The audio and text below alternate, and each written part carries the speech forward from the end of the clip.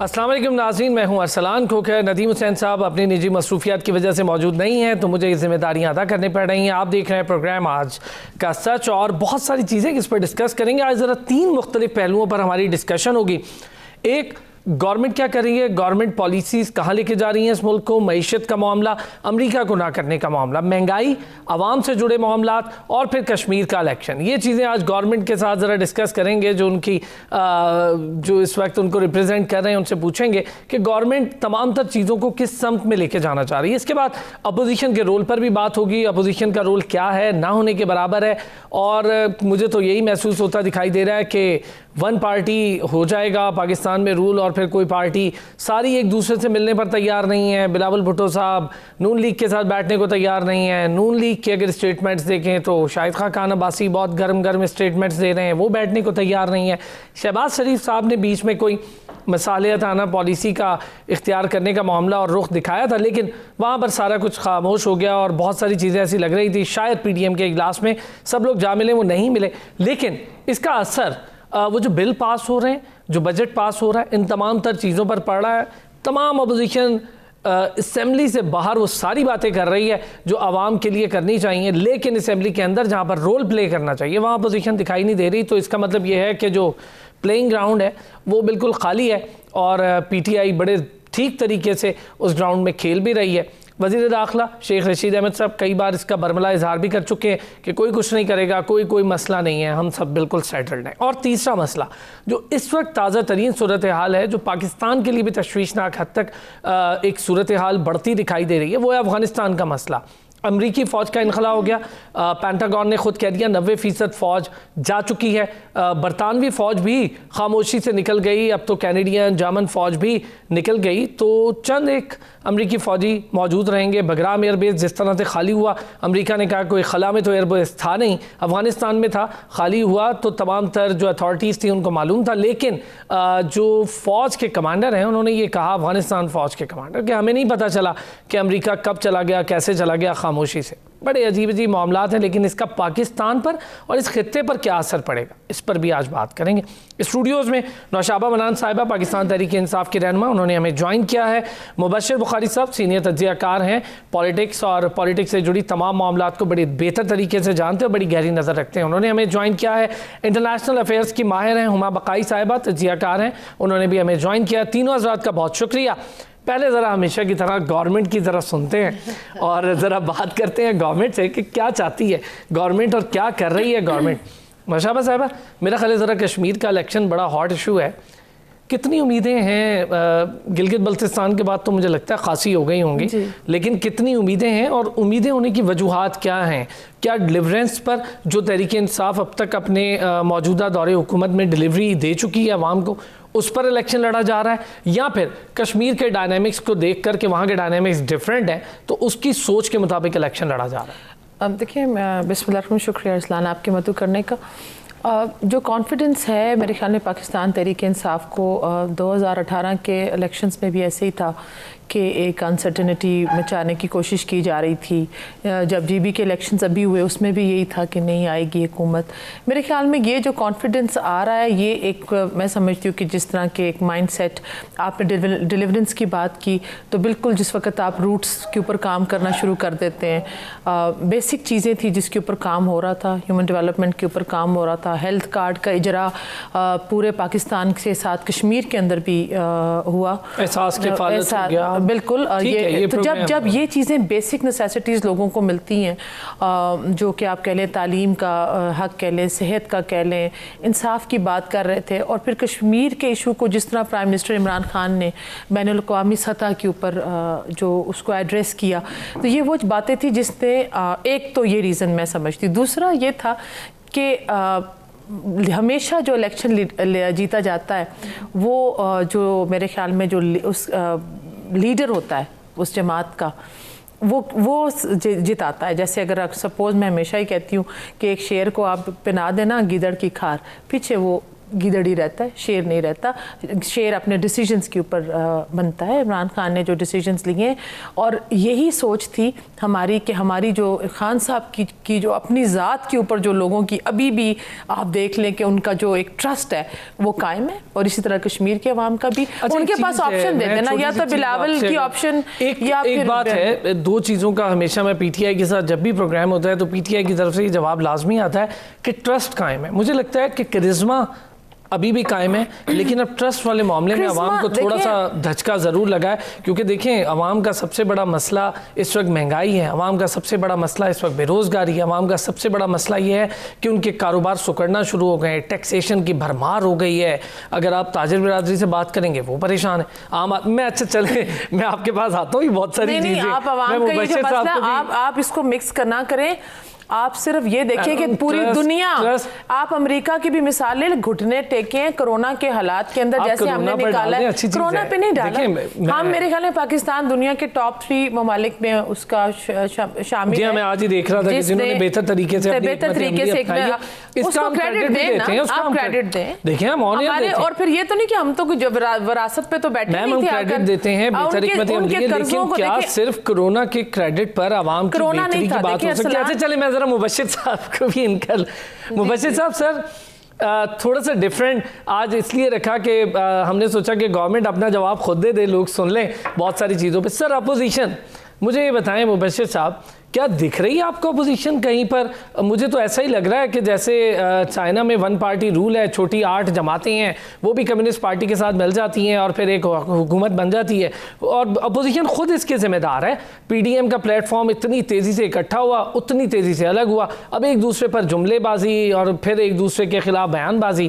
ख्वाजा आसिफ बाहर हैं, ख्वाजा साद रफ़ीक को बेहतर अपॉर्चुनिटी मिल गई, एहसन इकबाल भी बाहर हैं, ये भी बात है, ये भी बात है। शहजाद अकबर साहब इन केसेस को लेके चले तो ये भी एक बात है, लेकिन पहले ज़रा हुकूमत को एक तरफ रखते हैं और ओपोजिशन को थोड़ा सा आपसे डिस्कस कर लेते हैं। सर क्या रोल देख रहे हैं अपोजिशन का?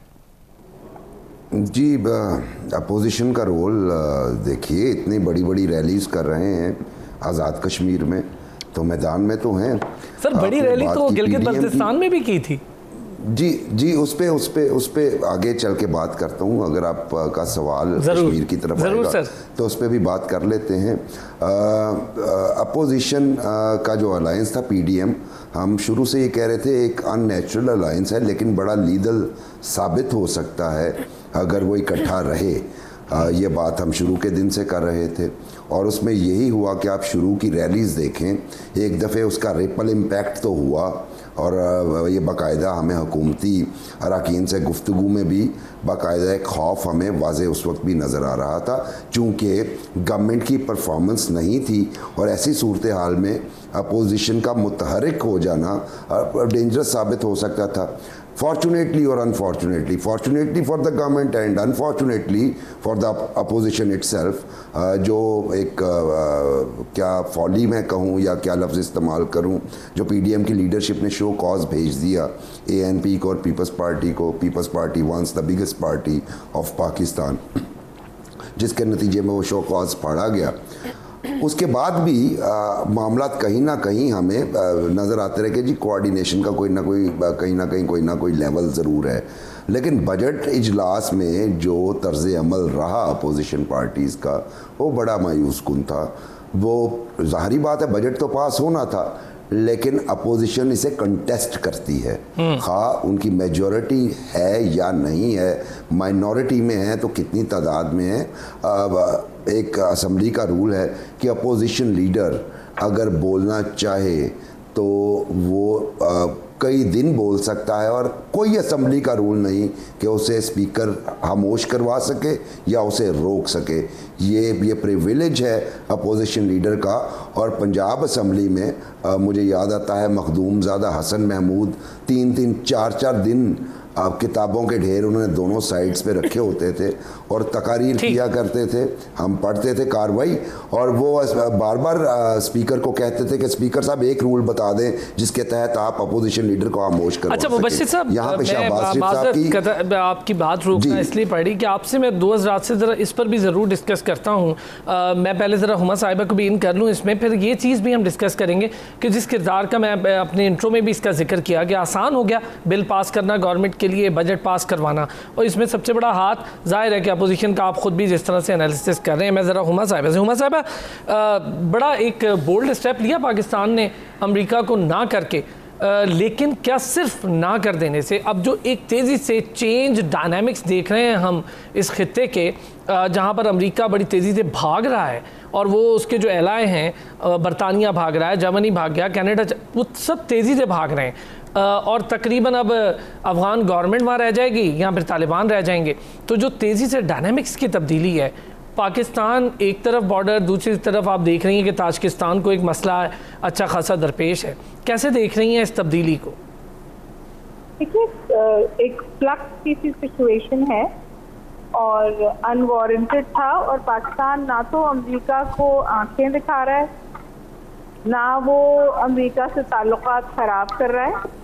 पाकिस्तान ने सिर्फ अपनी फॉरेन पॉलिसी को आर्टिकुलेट किया है और अपनी फॉरेन पॉलिसी के हवाले से चंद लाल खत्ते या रेड लाइन ड्रॉ की हैं, और ये बात उन्होंने आज की। बात इमरान खान साहब जब से पावर में आए थे वो तवातुर के साथ कह रहे थे। उन्होंने कहा था कि अब हम अपनी ज़मीन को किसी कॉन्फ्लिक्ट का हिस्सा नहीं बनने देंगे, हमने उसकी बहुत बड़ी कीमत अदा कर दी है। अब हम किसी bridge building, peace making, negotiation के इनिशिएटिव्स का तो हिस्सा बनेंगे, लेकिन हम तनाज़े का हिस्सा नहीं बनेंगे। अब जब उसकी प्रैक्टिकल मिसाल आई और अमेरिका की तरफ से हवाई अड्डे मांगे गए, तो पाकिस्तान ने वहाँ पर जो सबसे बात बहुत अच्छे से वो आर्टिकुलेट कर रहा था उसको रीइंफोर्स किया। ये इतना अनयूजुअल था कि BBC की एक रिपोर्ट आ गई जिसमें कहा गया कि वजीरिस्तान में, बलोचिस्तान में अड्डे दे दिए गए हैं, और जाहिर है इस पर बहुत बहस थी। जो अपोजिशन बहुत रिस्पॉन्सिबल लीडरशिप थी उसने भी ये कहना शुरू कर दिया कि जी ऑलरेडी देख चुके हैं। और फिर एक बहुत अहम ब्रीफिंग हुई जिसमें अस्करी क़यादत भी मौजूद थी, और across the board, across party 8 घंटे की मीटिंग हुई और तमाम चीज़ें सामने रख दी गई।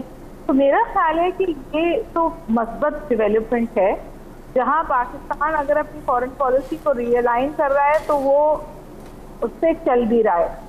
और ये बात हो सकती है कि अगर हम किसी फौजी इनिशिएटिव का हिस्सा बनते तो जो सूरत हाल आपको इस अफगानिस्तान में नजर आती है, एक डिस्ट्रिक्ट के बाद दूसरी डिस्ट्रिक्ट गिर रही है तालिबान के सामने, पाकिस्तान की सूरत हाल बहुत मखसूस होती अगर वो किसी भी एक ऐसे पैराडाइम का हिस्सा बनता जो तालिबान के अगेंस्ट। तालिबान ने इसके हवाले से पाकिस्तान को वार्निंग दी। और लेटेस्ट डेवलपमेंट ये है कि ईरान होस्ट होता है। अब देखिए, ईरान में कुछ होस्ट होना भी कदर मुख्तलिफ है पिछले अदवार के मुताबिक। बिल्कुल ठीक। अच्छा, मैं ज़रा एक ब्रेक पर जाना है, मैं वापस आता हूँ तो आप भी अपनी बात कंटिन्यू कीजिएगा। यह आपने बिल्कुल दुरुस्त कहा कि ईरान का बीच में आना, अब वो कतर वाला मामला भी उससे हटता जा रहा है, तो इसका मतलब है कि अब अफगानिस्तान के अंदर तालिबान के फुटप्रिंट्स थोड़े स्ट्रॉन्ग होते दिखाई भी दे रहे हैं। इस पर भी बात करेंगे, और पाकिस्तान की जो मौजूदा सूरत हाल है पॉलिटिक्स की और कश्मीर से जुड़ी, उस पर भी बात करते हैं ब्रेक के बाद।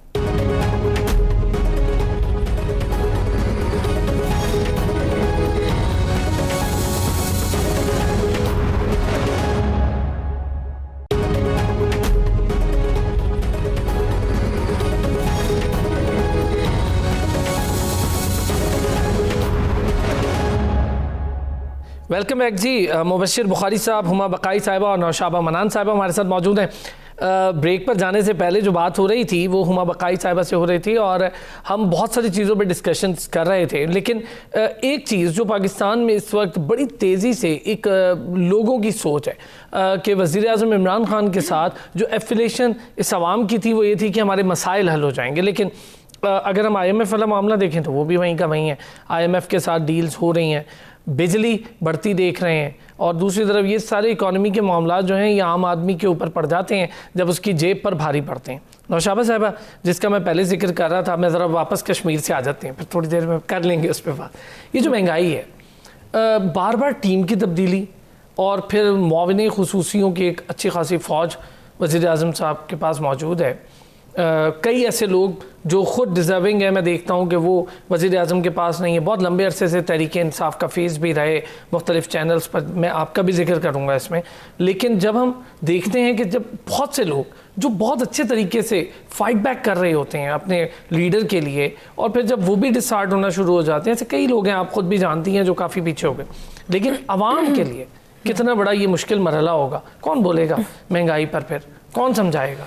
देखिए, जहाँ तक महंगाई का ताल्लुक है, फिर पुरानी हुकूमतों के ऊपर अब हमारा बात करना कि ये कर गए, वो छोड़ गए हमारे लिए ऐसा, इसमें कोई अभाम की बात नहीं है। हम कर्ज़ों के में हमारे पास मुल्क आया था, सूद के ऊपर, कर्ज़े के ऊपर भी जो सूद दे रहे थे वो हम दे रहे थे। वो ये सब बातें अभी 2.5 साल हो गए और ये एक दिन का मामला नहीं था। नहीं, लेकिन आप देखिए कुछ चीज़ें ऐसी थी अरसलान, ये मामलात, एक तो वो हालात, ऊपर से जो ये कोविड की सिचुएशन थी, तो हमारे पास चैलेंजेस अंदरूनी भी थे और बैरूनी भी थे।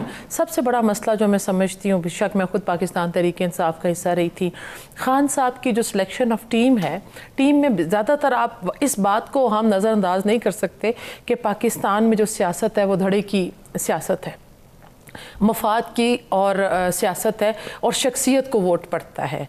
अभी तब जो फोकस था इस 2018 के इलेक्शन में, वो प्राइम मिनिस्टर इमरान खान को एक प्राइम मिनिस्टर की सीट पे लेकर आना था। उसके लिए बहुत सारे लोगों ने ज्वाइन किया। अब वो अपने इंटरेस्ट के ऊपर आए, आपका ख्याल है नजरिए के ऊपर लोग आए। हम जैसे जो लोग काम कर रहे थे, हम जो लोग काम कर रहे थे, देखिए, हम जब आप नज़रिया होता है मुल्क, मैं अगर आज बैठी हूँ यहाँ पर, दोबारा जब बुलाएंगे इंशाल्लाह ताला, जब तक जान है अपने मुल्क के लिए काम करेंगे।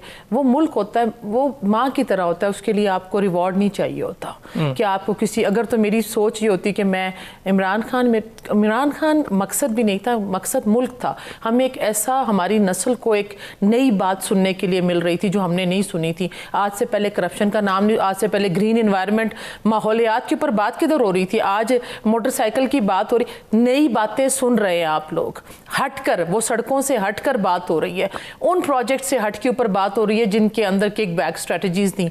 जिधर आइडेंटिफाई जिन लोगों के ऊपर करप्शन हुई, वो खान साहब की बहुत क्लोज टीम के भी लोग थे।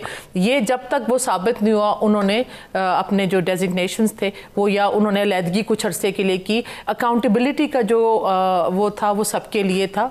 हम लोग जैसे जो लोग थे वो काम कर भी रहे हैं, उसमें हमें पीछे, इसलिए आप कह लें कि वोटिंग का जो था मसला, कि हमें लोगों को लेकर आना था। मैं अगर खुद आपको बताऊं, नॉर्थ पंजाब के अंदर पता नहीं कितने, मैं पूरा, I was additional general secretary for north Punjab, 8 district थे, तमाम जगह जाने का हुआ। इलेक्शंस के अंदर भी हम साथ थे, जुल्फी के साथ थे, आमिर कियानी साहब के साथ थे, चकवाल में भी गई। जो चीज़ मैंने समझी है, आपको एक बता दूं, एक आम शहरी शायद मुझसे रिलेट करे इस बात को, कि वो ना तो इमरान खान को जानते हैं लोग, ना वो जानते हैं नवाज शरीफ को। ये वो लोग हैं जिनके पाँव में, अगर हमारे पीपल्स पार्टी के लोग सुन रहे हैं, सिंध की भी मैं बात करूंगी, जूती नहीं देते भी अपने लोगों को, तालीम का हक नहीं देते, रोटी कपड़े मकान, सड़क के ऊपर आपने शख्सियत को पे वोट दे नहीं। ये अरसलान, मैं जो वापस आ रही हूँ, ये एक दिन में नहीं आएगा, जो मुझे समझ आ रहा है, ये एक दिन में नहीं आएगा। ये हो सकता है कि 10 साल 20 साल बाद, जिस वक्त आप रूट्स के ऊपर काम करते हैं तो वो उसमें वक्त लगता है। आपने एक पौधा आज बीज बोया है, उसको सेब खाने में टाइम लगेगा। अभी तो जो पिछले करेले इन्होंने बोए हुए थे, अभी तो हम वो खेड़ के नए पौधे लगा रहे हैं। एक तो ये जो पिछले करेले वाला मामला है ना, ये भी ये नहीं हो रहा। नहीं, लेकिन मैं आपको ये बात बताऊं, माइंडसेट की बात है। हमें बड़ी डिसअपॉइंटमेंट्स अपने लोगों से भी हुई हैं, आपने देखा। और वो कैसे शैफनी खान साहब को मैंने खुद आपसे कहा, जो हम करीब से देख रहे थे लोग, हम वो कुछ लोग थे जो काम कर भी रहे हैं, करते भी रहेंगे। ज़्यादा मेरे ख्याल में तशहीर अच्छी नहीं है, क्योंकि मुल्क के लिए कर रहे हैं, और जो लोग मफाद के लिए आ रहे थे आगे, वो आप देख रहे हैं उनके वो बहुत अच्छे से दिख भी रहा है, बहुत सारी चीज़ें।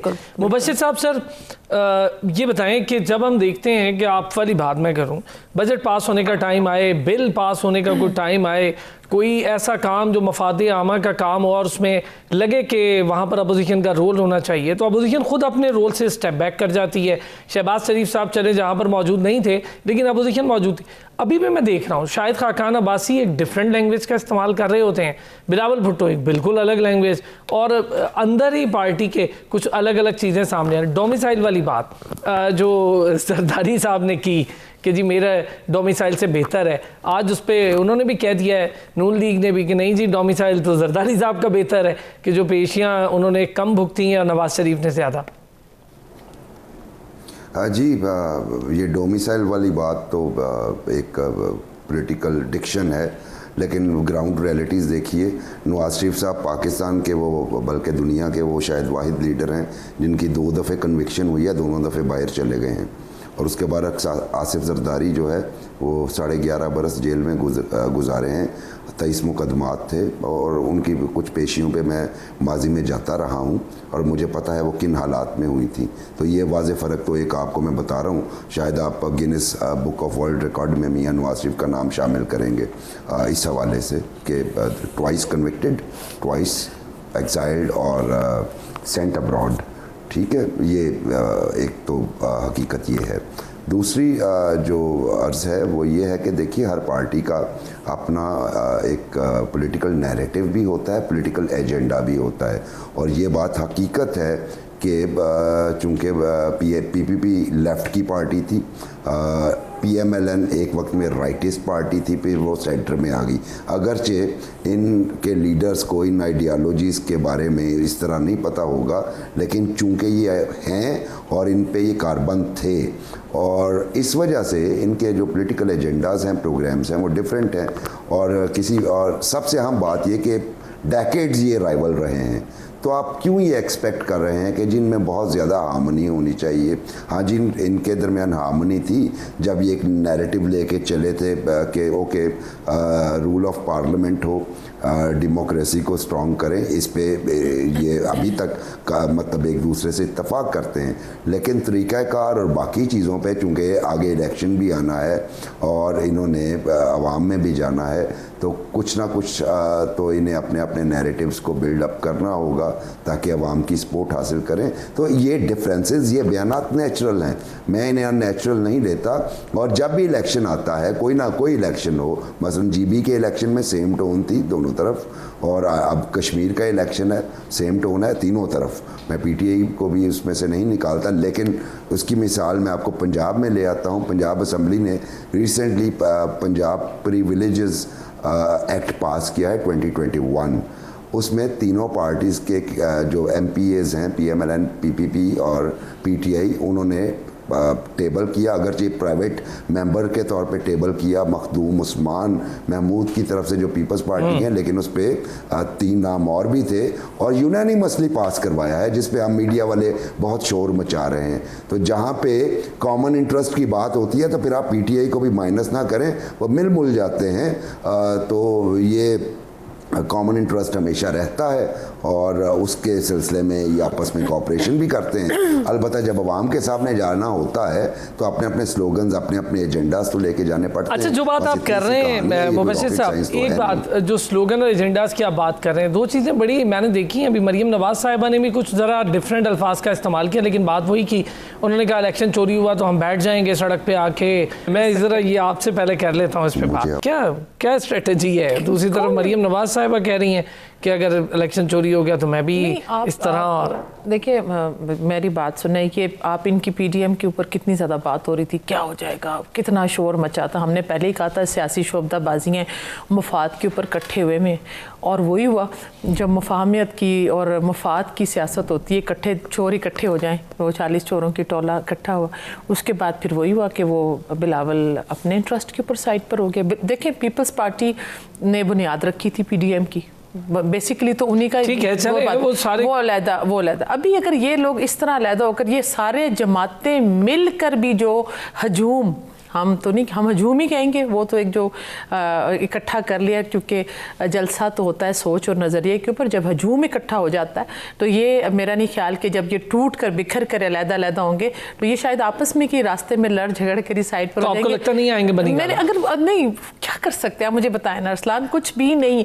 मैं आपको यकीन दहानी कहती हूँ, कराती हूँ। पहली बात, मेरा नहीं ख्याल कि हमारे जो अब इदारे हैं जो कि ज़रूर इसको अभी रोकेंगे, क्योंकि अभी हम मज़ीद जो मुल्क है ख़ासकर जो ये आजकल के मामलात हैं कोविड में, हम इस चीज़ के ऊपर कोई मज़ीद शोबदाबाजी के मुतहम्मिल नहीं है कि लोगों को इकट्ठा कर लें और उसके बाद फिर एक नए चैलेंज का सामना करें।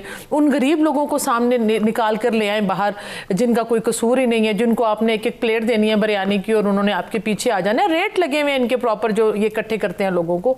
आई नो, मैं सच कह रही हूँ आपको। अब ये वाली सोच, अगर इसके ऊपर ये कुछ कर सकते हैं, मैं दो तीन चीज़ें बजाय इसके कि हम इसको थोड़ा सा सीरियस में बात करना चाहूँगी। खान साहब की देखें सोच को लेकर, आप देखें, मैं अगर आपका सवाल तो ये नहीं, लेकिन एडअप ज़रूर करूँगी। वाले मामले पर मैं आप लोगों से करूँगा। हुमास भी जैसे बात करी थी कि खान साहब की जो फॉरेन स्ट्रेटजी लेकर, जो मुल्क की सिक्योरिटी को लेकर थी, बिल्कुल क्लैरिटी के ऊपर जैसे एब्सोल्युटली नॉट की बात करें। इससे पहले अगर आपको याद हो, Balochistan, American friendly Balochistan movement, आपको याद होगा शारजा कप के ऊपर हेलीकॉप्टर चल रहा है, उधर मैच हो रहा है और वो बलोचिस्तान क्योंकि एम्पावर्ड नहीं थे। क्योंकि उनको, मैं अभी भी समझती हूँ कि अगर हमें किसी अमेरिका की ना कोई डर है, ना हमें किसी, हम सिर्फ सुप्रीम पावर, मैं जिस इमरान खान को जानती हूँ और जो मैं ख़ुद को जानती हूँ, हमारे लिए, हम सब के लिए, मुसलमानों के लिए वो सिर्फ हमारा रब है। हाँ, जिधर हमारी इंटेग्रिटी के ऊपर बात आएगी, जिधर हमें मुसलमान ममालिक को इकट्ठा करना होगा। मज़ीद आप देखें, यमन के मामले में भी इमरान खान ने साथ नहीं दिया था जब सऊदी अरब का, तो ये चीज़ वो थी जो इंटरनेशनली इमरान खान को उठा रही थी कि कुछ डिसीजन ऐसे थे कि ना तो वो बिलावल के वालिद ने या वालदा ने लिए हुए थे, ना भुट्टो ने लिए हुए थे अपने दौर में, और ना ही मेरे ख्याल में नवाज शरीफ साहब की अमेरिका का दौरा, सब आप लोगों ने देखा होगा। बड़ी बिलावल साहब तो मुबशिर साहब को इसमें, मुबशिर साहब, सर जो बिलावल भुट्टो साहब कह रहे हैं कि बनी गाला का रुख कर लेंगे, और दूसरी तरफ मरीम नवाज साहिबा ने भी कुछ ऐसी सेम बात आज कर दी है कि अगर इलेक्शन चोरी हुआ, मतलब इन्हें डर है इलेक्शन में हारने का, या पहले से कुछ मामलात हैं, कुछ खबरें हैं, क्या मामला है सर? और अगर रुख कर ही लेते हैं तो क्या क्या बुनियादी हो सकती हैं? जी देखिए, एक तो थोड़ा सा मैं आपका टाइम लूँगा। तारीख़ी तौर पे यही हुआ है कश्मीर में कि जिसकी फेडरल गवर्नमेंट होती है उसी की ही हुकूमत होती है कश्मीर में। माजी के अदवार उठा के देख लीजिए, पीपल्स पार्टी के अदवार देख लीजिए या PMLN के देख लीजिए, उसी बिना पे हम ये कह सकते हैं कि इस दफ़े भी PTI के चांसेस ज़्यादा हैं। उसकी वजह क्या है? उसकी वजह यह है कि सिंपली उन्हें अंदाज़ा होता है वहाँ की आवाम को कि भाई हमें जो ग्रांट आनी है, जो बजट आना है, फेडरल गवर्नमेंट से आना है, तो अगर यहाँ पे हुकूमत किसी दूसरी पार्टी को, तो फेडरल गवर्नमेंट नहीं देगी, जो कि हमारी बदकिस्मती है। एक जमहूरियत में इस तरह का तासुर नहीं होना चाहिए, चूँकि कश्मीर भी समहाउ हमारा एक यूनिट तो है ही। जब नौशाबा बात कर रही थी अभी परफॉर्मेंस की कि बड़ी अच्छी परफॉर्मेंस दे दी, वो उसका तो मुझे अभी तक मैं डाउट में हूँ इस हवाले से। फिर दूसरा उन्होंने कहा कि बिलावल की वालदा या उनके वालिद ने भी नहीं किया, तो वो मेरा ख्याल है कि फैक्चुअली इनकरेक्ट हैं इस हवाले से, चूँकि इस्लामिक समिट अभी तक भुट्टो साहब के क्रेडिट पे है, न्यूक्लियर बॉम्ब जो है वो उनके क्रेडिट पे है। इस्लामिक ब्लॉक की बात भी सबसे पहले उन्होंने की थी, जिसका क्रेडिट आप इमरान खान साहब को दे रही हैं। तीसरी बात, मैं इसकी जो कश्मीर पे वापस आते हुए मैं अर्ज़ करूँगा, गिलगित बल्तिस्तान को एडमिनिस्ट्रेटिव यूनिट बनाया था पाकिस्तान पीपल्स पार्टी ने सबसे पहले भुट्टो के दौर में। उसके बाद उसका स्पेशल स्टेटस बनाया पीपल्स पार्टी का हुकूमत ने, वहाँ पे गवर्नर लगाया, वहाँ पे सेक्रेटरीज लगाए, बाकायदा एक ब्यूरोक्रेटिक सेटअप दिया ताकि लोगों को प्रॉब्लम ना हो। अगले इलेक्शन में नतीजा क्या था? People's party majority party lose कर गई सारी सीटें, PMLN मेजोरिटी पार्टी के तौर पर उभरी, क्योंकि सेंट्रल गवर्नमेंट थी PMLN की। तो ये कश्मीर और GB के मामला इस तरह के ही होते हैं। हाँ, उसमें यह है कि कुछ जगहों पर रिगिंग हो सकती है, मेरा ख्याल है वो शायद इस तरह एडमिनिस्ट्रेटिव। ठीक है, अच्छा मुबशिर साहब, आपने बड़ा सही डिस्क्राइब कर दिया। बस एक लास्ट आपसे सिर्फ सवाल, क्या आपको लगता है कि बिलावल भुट्टो जो हैं वो जा सकते हैं बनी गाला की तरफ, जो रुख करने का वो कह रहे हैं? नहीं, मेरा ख्याल है कि अगर वो जाने का सोच भी रहे हैं तो पॉइंटलेस है इस मौके पे, क्योंकि बनी गाला पे क्या करेंगे। ठीक है, बहुत शुक्रिया। मुबशिर बुखारी साहब हमारे साथ मौजूद थे, नौशाबा मनान साहब हमारे साथ, पाकिस्तान तहरीक इंसाफ से आपका भी शुक्रिया। हुमा बकाई साहिबा ने हमें थोड़ी देर के लिए ज्वाइन किया, उनका भी बहुत शुक्रिया। कोशिश की आज के प्रोग्राम में ज़रा हुकूमत की कारकर्दगी, फॉरेन अफेयर्स और उसके साथ साथ जो पॉलिटिकल सिचुएशन है उस पर भी बात करें। अपना ख्याल रखिएगा। अल्लाह हाफ़िज़।